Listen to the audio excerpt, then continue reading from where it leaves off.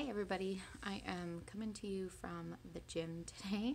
I I run in this gym at the ice rink while my daughter skates most mornings. So the gym overlooks the ice rink where she skates in the morning, which is kind of nice. The treadmills are actually right in front of the window, so I just run and watch her. So yesterday's video that was uploaded was actually from last week because for whatever reason it just took forever to upload, and I finally stopped it and re-uploaded it, and it uploaded okay. So that's where we're at with that. I had my meeting last night and it went really well. I did get my 2.9. I actually got 3.4, putting me at a 40.4 overall loss, and we are in I'm going into week 14. So next week is week 15, and then the following week is week 16, and then technically we will start transition. However, I may well stick on the program a little bit longer than that because I do have that option. So overall, I believe I will be able to stay on the program for 7 or 8 weeks longer, and then we'll kind of go from there. So I have anywhere between 3 and 11 weeks left, just being on meal replacements completely, and then I will slowly start transitioning back to normal food. So that's exciting and a little bit daunting, a bit scary. So right now I am at 183 point, I think, 2 pounds overall, and I am so excited. I am very excited and very happy to be where I'm at. I do still have a significant amount left to go. I've got, let's see. So when I started my BMI, I was just under severely obese, which I hate to sound, I don't even know what the right word for it is. I hate to toot my own horn, but and really this has always been a kind of a point of contention. I wear my weight fairly well, and nobody would have thought that I was 220, almost 4 pounds, even at my heaviest, even when I looked my heaviest. But at this point, I'm still technically in obese range. I am 180, so I'm at 32 BMI, and I know BMI is not the end-all be-all, but that's one of the things that they look at. So for my BMI, I won't be out of obesity until 170, so another 10 pounds, and then I'll be solidly an obese solidly an overweight instead of obese. But I'm out of this severely obese, which is good. To be considered in normal healthy range, I will have to be anywhere from 120 to 140. My goal weight is 130, so kind of in the middle of that. So 130, 135 is kind of where the ultimate of where I want to land and what my doctors would like me at. So we'll see how doable and how sustainable that is. I haven't been 130 pounds since I was probably 19, and I was swim teaching 6 days a week, and I was working out, and I was not eating a lot. It's not that I was eating healthy, really. It's more just that I didn't have a whole lot of time to eat. So, and I always forgot, and I just didn't eat a whole lot. So, that wasn't necessarily healthy either. But even then, I have some really strong body dysmorphia, and I don't see a lot of what other people see.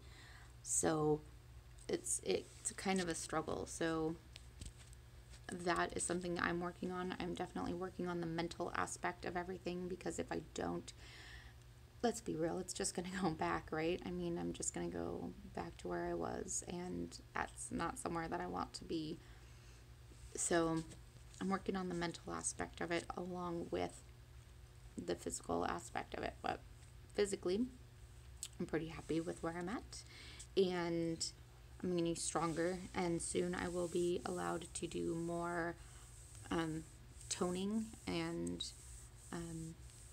strengthening exercises, which will be good. I don't know what else. I'm trying to think if there's anything else really. There's really not. I won't be weighing in next week.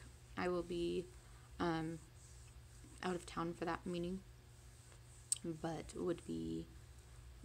I will be back before that next meeting. So we're going into week 14, and then in 2 weeks it'll be week 16, and then it'll technically be transition.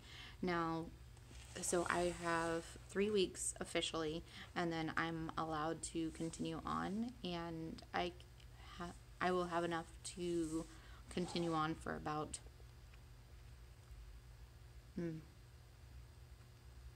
7 weeks. So I have anywhere between 3 and 10 or 11 weeks left on purely supplements or purely meal replacements, and then I will slowly transition over 4 weeks back to regular food. And really, I think I'm going to take that opportunity, because it will get me through the holidays, and that'll be pretty big.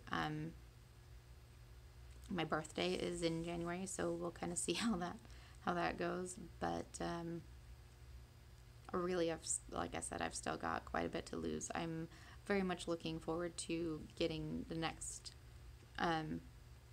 10 bracket of weight down, so that I'm out of the obese category. That would be just amazing.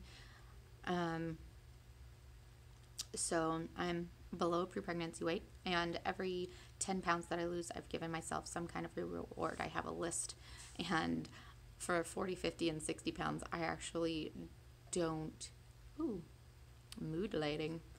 I actually don't have a list, or I don't have a reward listed, because I figured by the time I got here, I would have thought of something, and I just haven't thought of anything. So now I need to think of something pretty quick.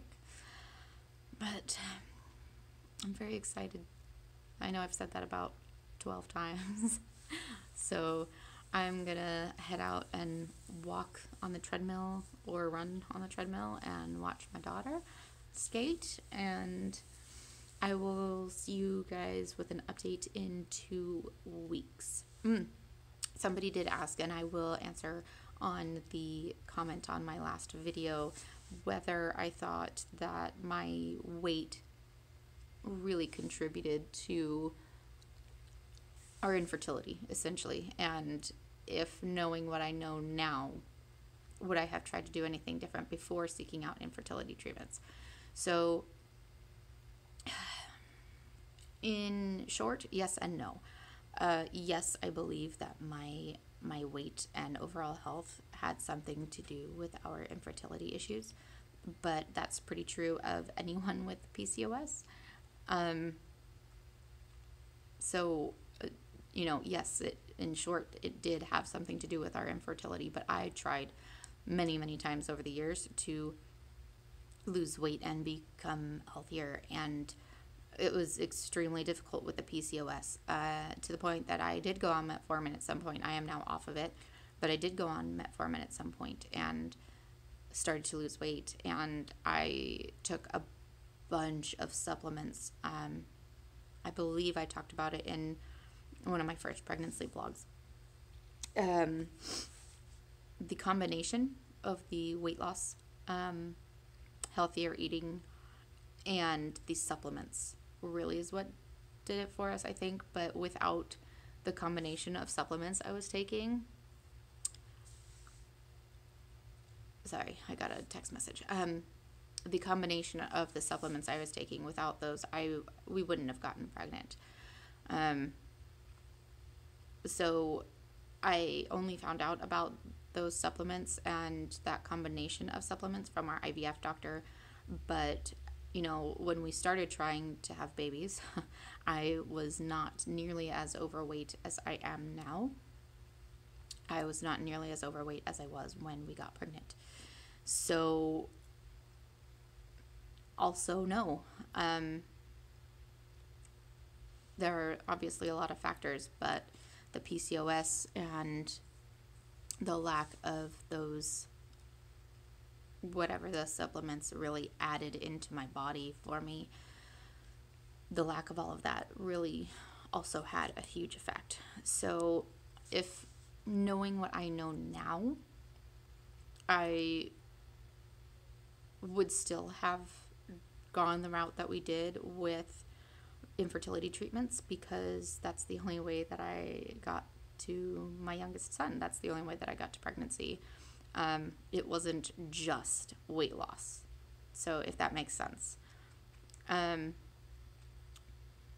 So, you know, I think maybe I would have tried things sooner. But that wasn't really realistic either, because of the route we went in terms of going to foster and adopt first, and then going to going back to infertility treatments.